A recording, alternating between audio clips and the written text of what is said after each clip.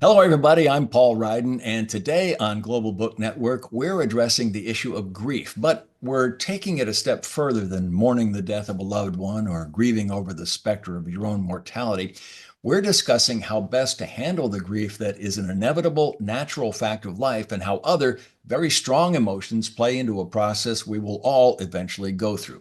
With us to talk about it is Dr. Daniel Brubaker, who has written Grief, Forgiveness, Acceptance, and Rejection. Dr. Brubaker has been a practicing physician for over 45 years and has spent decades helping patients with their grieving and coping process. Dr. Brubaker, thanks so much for joining us. Thank you for having me. Well, I think most of us are familiar with Elisabeth Kübler-Ross's classic On Death and Dying, which helped caregivers, healthcare providers, and individuals learn to cope with grief. But you've taken it a few steps further than just denial, anger, bargaining, depression, and acceptance, haven't you? I have.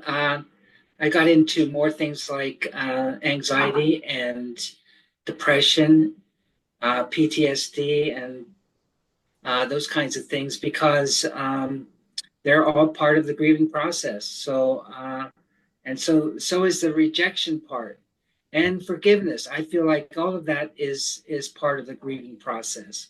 So that's why I wrote the book.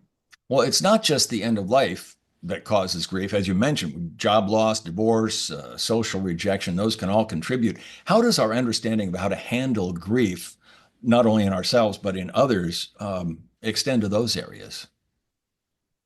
Um, Well, I would say, as far as forgiveness is concerned, we have, a lot of people are dealing with a lot of hurt and pain and how to forgive, and I see that as a part of the grieving process. And right now there's a lot of grieving that's going on within the government and people losing their jobs. And I don't know if forgiveness is ever going to come up for them, but it's going to be a part of their uh, grieving process. Yeah, forgiveness is a really big theme in your book. And I don't know if you've seen the musical Hamilton, but there's a very key point in the play where forgiveness comes into play. And it's heart-wrenching. It just brings you to tears. And that's what forgiveness does. And I think sometimes the hardest people to forgive are ourselves more so than others, don't you think? Oh, I agree. We we have to deal with that in a way that we release any kind of hurt that somebody might give us that we can't even forgive them for it.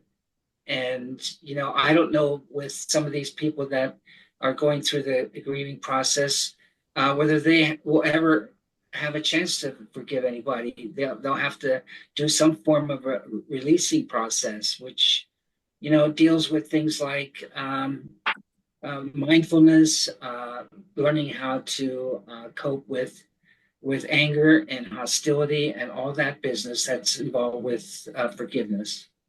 How do you go about starting that? Because there are a lot of times when people have offended you and they have no intention of asking for forgiveness, yet we're supposed to still forgive them. How do you do that?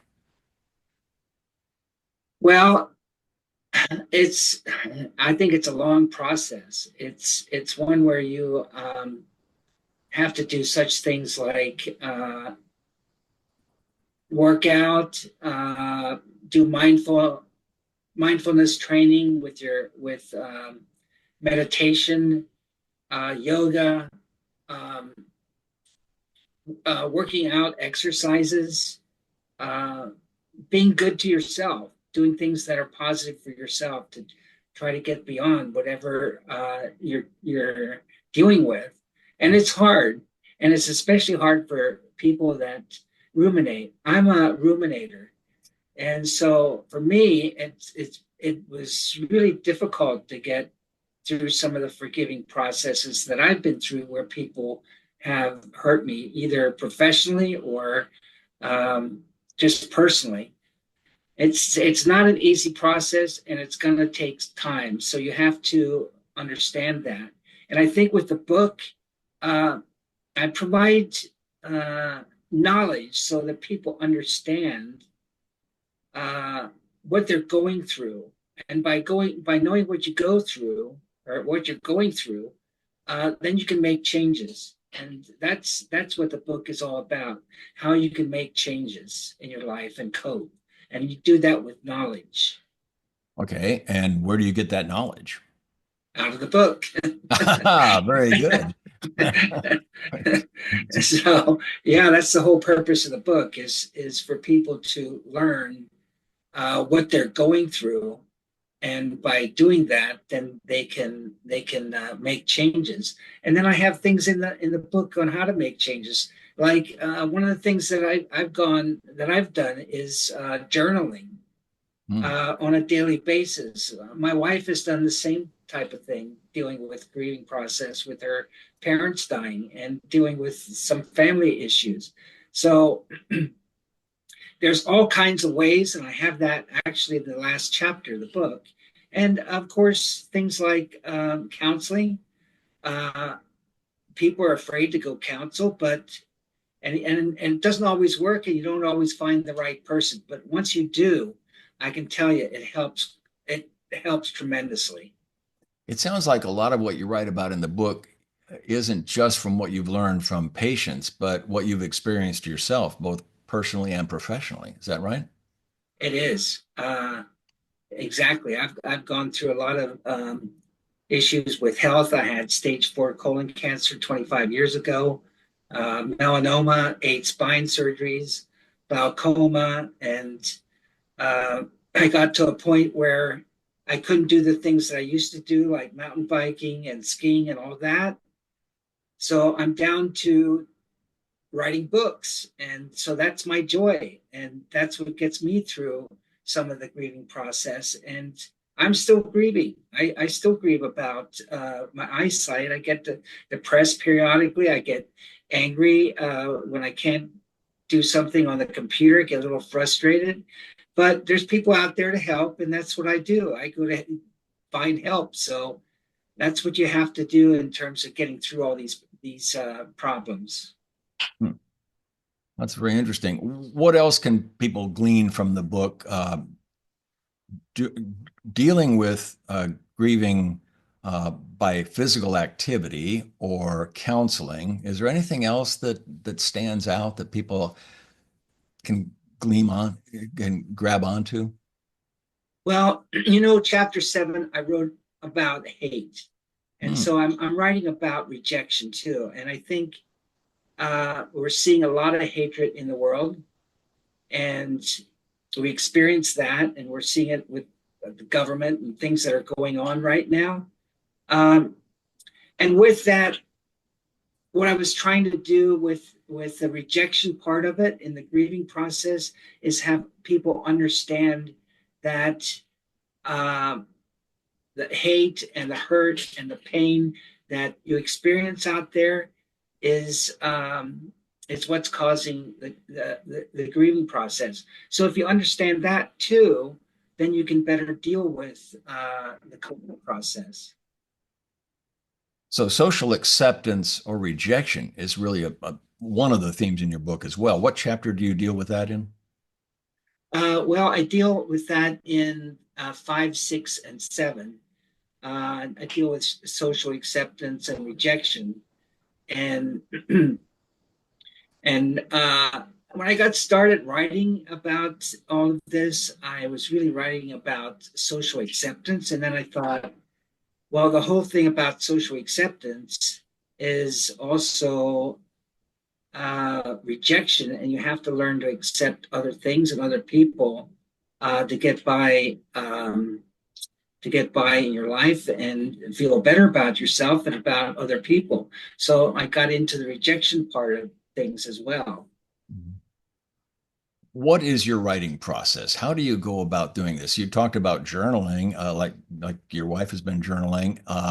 What is your writing process like? Have you taken in all these things that have happened to you or things you've learned from other people, and then all of a sudden it dawned on you that, gee, maybe this would make a good book? Or how did you go about the whole process?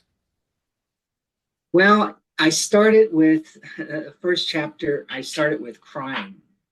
Um, you could say I'm a crybaby, but the crying has been very helpful to me in terms of dealing with some of these issues. And it's a process that uh, stimulates the parasympathetic nervous system, and that calms you, really reduces your heart rate, your breathing, and makes you feel better. Uh, so I started with that because I thought that was a big part of the grieving process because there's a lot of anger associated with grieving. There's depression, anxiety, and all of that is, you know, instigates crying. And so that's how I got started with the book. And then I moved on to the grieving process because, I was fully aware of Kübler-Ross's um, 5 stages. And those 5 stages, by the way, they're stages. They're emotions. And I like to call them emotions because they don't necessarily go in a pattern. They may come up in different ways. And that's what I tried to get across in the book as well. So I started just educating myself about a lot of things all over the internet and from medical textbooks and that type of thing. So I just moved from one thing to the other, and as I was writing, I came up with different ideas, and those ideas sometimes came about at night in bed, sleeping, waking up, and thinking about things. So it was a process for me, and it was a lot of fun, and it helped. It was narrative therapy, is how I look at it. A lot of people, I mean, everybody grieves differently, and there are some people who a spouse dies or a parent dies and they don't cry or they hold it inside, or is it just that they're grieving differently, or does everybody, like we've had some experiences in our own family where we're telling one of our members of our family, you've got to grieve. And I don't know whether she's just, uh, spinning her wheels trying to get as much done staying active instead of actually grieving. I do have a part in the grieving chapter, which is the second chapter, and it goes through all kinds of grieving processes. Like there might be inhibitory grieving, in which people just they they're inhibited about expressing themselves. Um, there's uh, kind of hysterical kind of grieving that starts out with some people, and again, it comes back to also what who you are. So, like if you're thinking positively, you deal with grief a little bit differently than somebody who's more of a negative thinker. Mhm. So I go through that in the grieving chapter, so people understand where they're at uh, in their grieving process. So we can't expect everybody to grieve the same way we do. Absolutely, it's all different. We're individuals, and we all do it differently, and we all do it according to our own DNA and our own experiences and the way we deal with life, whether it's spiritually or whatever. It's how we're journeying through our own uh, life experiences. Mhm. That's very interesting. The name of the book is Grief, Forgiveness, Acceptance, and Rejection, and it's available on Amazon. And if you're not going through the grieving process now, just wait. You will eventually. And this book is a wonderful guide on how to cope with it when you do. Dr. Brubaker, thanks so much for joining us today. Thanks so much for having me. It's been fun. And thank you for joining us for a few minutes on Global Book Network. I'm Paul Ryden. We'll see you next time.